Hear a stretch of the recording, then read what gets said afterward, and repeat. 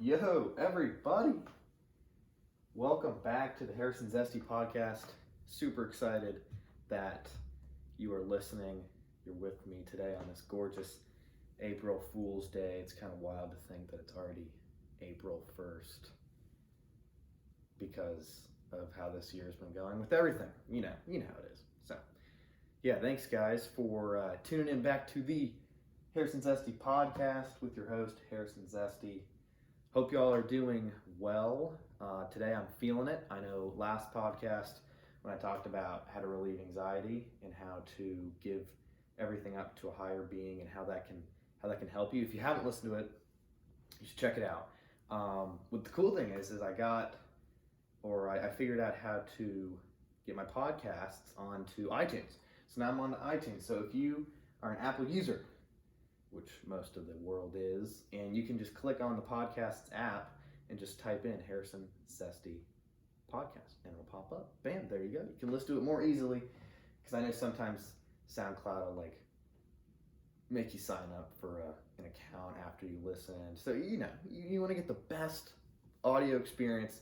It's also what I want for y'all. So yeah, it's cool that it's on iTunes. Beginning of something crazy cool. We'll see how it goes. But thanks y'all for listening today. Through these times that we're in right now with the virus spreading and how everyone's pretty much locked inside their homes and we can't really get out in the world and dominate and do what we usually do, it's a perfect time for you, for everybody. Like this is a perfect time. Last night when I was working out, I was thinking you can either look at it at this time we're in one of two ways.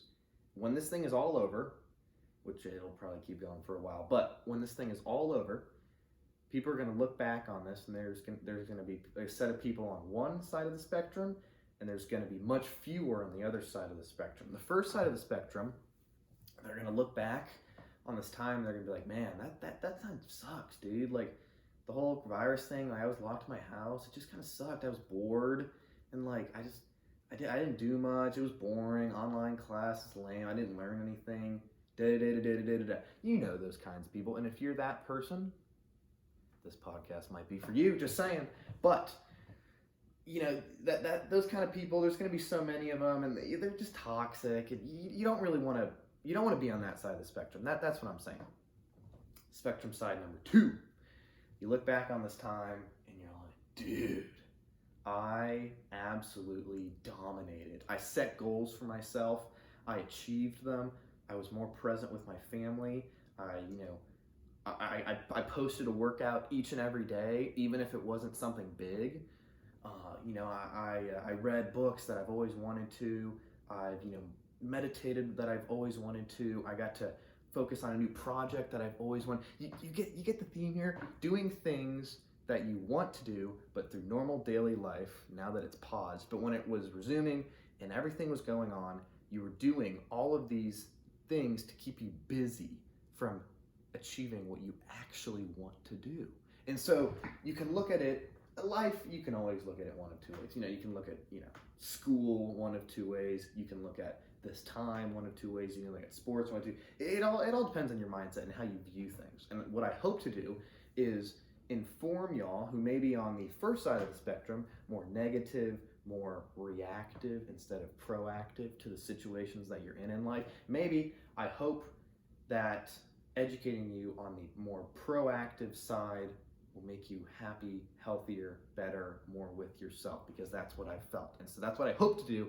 And I know that deep down inside, we all want to take care of ourselves, and we all want to expand our minds. And so that's why spectrum number 2 is much better and much more important for y'all. But this is like the most important time. This is your time. And I want to get into this book that I've been reading. I'm not going to talk about the book like a nerd, oh my gosh, this is great. It's all about crazy cool stuff. But this book, and I highly recommend that you order it on Amazon. And when the box comes, don't pick it up with your hands, and make sure you wash your hands. But anyways, the book's called Atomic Habits. It's by James Clear. holy moly, dude. This book is amazing. I just want to talk about one little section, one chapter of it. And chapter 19, oh, this book's so good. It's talking about the Goldilocks Rule. And if you don't know what the Goldilocks Rule is, I have absolutely no idea. The chapter opens up with talking about the story of Steve Martin. If you don't know who Steve Martin is, he's one of the most successful comedians ever. And he's talking about Steve Martin and how he was rising up through comedy, and how sometimes when he was giving shows, he wouldn't even have an audience. Nobody would show up. Or when he was giving shows, usually they'd only be about like 4 to 5 minutes, but every year he would add like another minute on. So it talks about, and I quote this, why is it that some people, like Martin, stick with their habits, whether practicing jokes or drawing cartoons or playing guitar, while most of us struggle to stay motivated? How do we design habits that pull us in rather than ones that fade away? How do we stick with a habit or passion? I feel like that's what we all struggle with. You know, I struggle with this all the time. I would like start something, like I'd start a project, and then halfway through I'd just lose motivation, and towards it I would be like, bleh. You know, I just really wouldn't want to do it. And so I feel like we all struggle with this, and it's how to keep up a habit and a passion. And one of the most consistent findings, he said, is that the way to maintain motivation and achieve peak levels of desire is to work on tasks of, quote, just manageable difficulty. This is really cool, because what happens is if we give ourselves a task that's too hard, there's no way that we're going to muster the motivation to do it. But if we give ourselves a habit that's too easy, or a task that's too easy, no way we're going to do it, because we would already know the outcome, and it would just be like, you know, it's a waste of time. But if you split it and you have it just 50-50, where you're starting a habit and it's just manageable, that's where the magic happens. And that's what the Goldilocks Rule is. The Goldilocks Rule states that humans experience peak motivation when working on tasks that are right on the edge of their current abilities. Not too hard, not too easy, just right. Just like the story, the Goldilocks story. But it was just, it's just crazy. I'm kind of at a loss for words, because there were just enough victories, it says, for Steve Martin to keep him motivated, and just enough mistakes to keep him working hard. So when you're starting a new habit, it's important to keep the behavior as easy as possible so you can stick with it when conditions aren't perfect. That perfectly relates to the time we're in. Everybody wants to start a new habit. Everybody wants to go out there and just, you know, do this and do this, or we all have desires, and maybe we haven't even started a habit yet. But the important thing when you're starting a habit is to just, and he says here, don't break the chain. Just post something up there every single day. Whether, you know, you want to start a habit of increasing muscle mass, or getting your weight back, or losing weight, or you want to, you know, play the piano, or learn how to play the guitar, or learn how to code, or use Photoshop, and, you know, learn how to increase your video editing skills. All that stuff, when we do it, we can't assign ourselves these big tasks right away.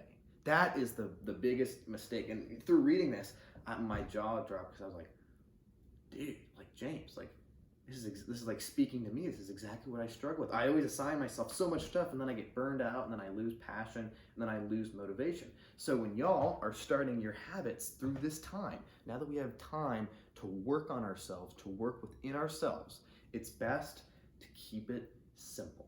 Keep it as simple as possible, and just post something up. Like when I'm working out, and I've gone through so many phases, it's unreal. I'll like go through a phase where 1 month I'll be like, all right, time to work out, and then like a couple days later I'll just, you know, kind of abandon my routine. Then I'll start the next month, and then I'll start 2 months later. But now, after reading this, my mindset totally shifted to a mindset of, and this is what can totally work for you guys as well, just posting something up. Focus not on the numbers. This is what I wrote down here, just kind of jotted notes down.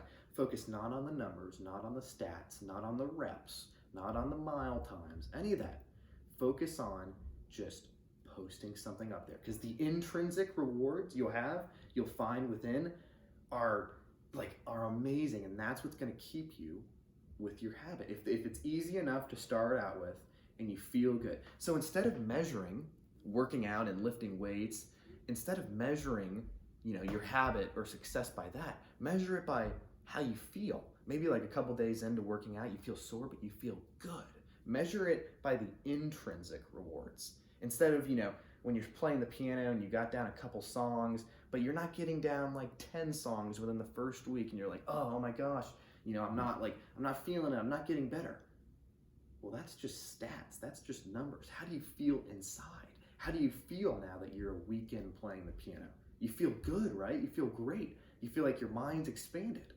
That's how you measure this stuff. It's fascinating. And this Goldilocks rule, what you're starting, it has to be in that 50-50 range. And so that's just something to think about. And he also talks about, and this is what I just read, how to stay focused when you get bored working on your goals. So right after you start, your habit, like I'm 2.5 weeks into my new workout habit of, running at least a mile every day. I'm setting the bar low. Just run at least a mile every day. I'm in that 50-50 range. If I was going to say 3 miles, oh, dude, there's no way I could do it. I'm not a natural runner. Or if I was going to say, Harrison, you have to do 150 push-ups each day, I'd be like, oh, okay. But now that I've set the bar low, like Harrison, just do 50 push-ups, run a mile. I find myself running 2 miles a day. And I find myself doing 100 push-ups instead of 50 push-ups because I'm in that 50-50 range. I'm in that sweet spot. I'm in that Goldilocks zone. There's a diagram in that book that shows the Goldilocks zone. I'm in that. So that's how you find it. But let's say, 2.5, 3 weeks, maybe a month in, you start to get bored. Well, this is what he says about that. So we asked this guy, what's the difference between the best athletes and everyone else? This is fascinating. Are you ready? He says, and this is the guy who responded by this, quote, at some point it comes down to who can handle the boredom of training every day, doing the same lifts over and over and over. I was like, what? Really? It's all about boredom? And I'm thinking like, he's absolutely right. That's totally true. Even the most passionate people, I consider myself pretty passionate about things. Maybe my friends will agree with me. But even the most passionate people get bored and lose motivation sometimes. The greatest threat to success is not failure, but it's actually boredom. As soon as we experience the slightest dip in motivation, and I quote this from the book, we begin seeking a new strategy, even if the old one was still working. As Machiavelli noted, quote, men desire novelty to such an extent that those who are doing well wish for a change as much as those who are doing badly. It's wild, you're right. Like, we want to experience newness all the time. It's got to be new. It's got to be fresh. It's got to be, this and that.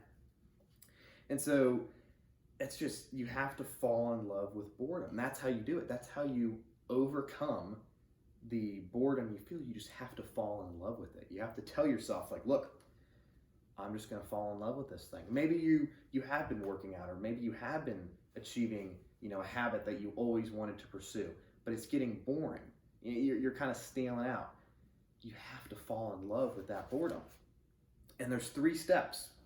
How you keep the chain going. This is not from the book. I just kind of thought of this out on the top of my head that worked out. There's 3 steps to keep the chain going of your habits. First of all, you have to recognize your boredom and then fall in love with it. Recognize your boredom, be like, oh, I've done the same run every single day. So recognize that, but then fall in love with it. Fall in love with, yeah, I'm bored, but why am I bored? Because I'm dominating, because I'm achieving my goals, and this is just normal for the average human. Number 2, see yourself down the road in the body you dream of, the job you dream of, the mindset you dream of. Whatever you're trying to achieve, visualize yourself down the road with that. Like for me, I'm trying to achieve fitness goals. I'm trying to imagine myself down the road in that, peak performance that I want, that mindset I want, that job that I dream of having, being an entrepreneur and starting my own thing and helping people. And then number 3, realize that if you skip a day of, continuing your habit, if you skip now, you'll regret it later and you'll be an amateur. But if you take care of business now, you won't regret it and you'll be a professional. Mic drop. Boom. There you go. That's how you do it. You have to recognize those three things. Recognize your boredom, then fall in love with it. See yourself down the road in whatever you want to see yourself in, whatever you're trying to achieve. And then realize that if you skip now, you'll regret it and be an amateur. But if you take care of business, you won't regret it and you'll be a pro. That's it. He says, whether a habit is truly important to you, you have to be willing to stick to it in any mood. Professionals take action even when the mood isn't right. They might not enjoy it, but they find a way to put the reps in. Don't break the chain.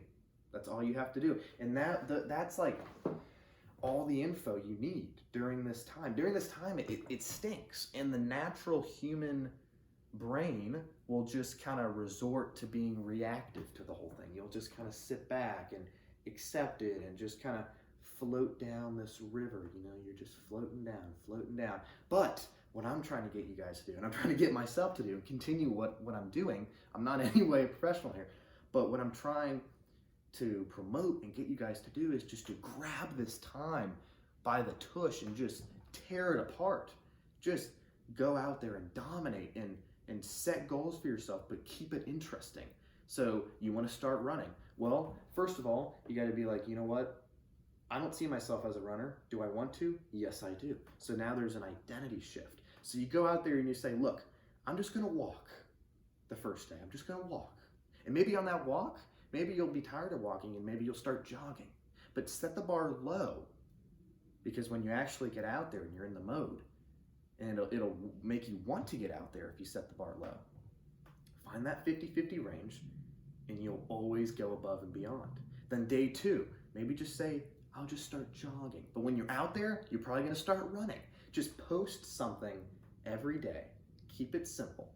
Don't overcomplicate it, because that's the best way you're going to achieve it. Achieve your habits, achieve your goals during this time. That's it. Bam! That felt good to get out, because I was thinking about that for many days now. That felt really good to get out. Shout out to James Clear from Atomic Habits. I really recommend you guys get that book, because I'm almost done. I'm like, oh, you gotta be kidding me. I think it's 250 pages. I'm on 236. It's really, really good. Many more podcasts will be coming from the lessons in this book, because I feel like I just have to share it with the world, share it with everybody. So thank you all for tuning into the Harrison Zesty podcast. I hope that helped in this time of uncertainty, in this weird time we've never experienced for hundreds of years, that you just recognize this time. Do not be proactive, or do not be reactive. Be proactive. And you go out and you follow the story that I told you, the steps that I told you to take. You set the bar low. You go out there and you achieve your habits and you achieve your goals, the habits that you want. I hope that helped. Thank you all for tuning in. This is your time. How to take full advantage of this time. Thank you all for tuning in to the Harrison Zesty podcast. I appreciate it. I'm now on iTunes, which is awesome, which makes it easier. I'm still on SoundCloud, and I'm still on YouTube. On YouTube, you just search Harrison Zesty podcast, and it'll pop right up for a visual of this. You'll see me in my Bradley Beal jersey, because he was a beast right until the NBA season stops. But anyways, have a wonderful day. Make sure to share the podcast if you liked. And as always, peace.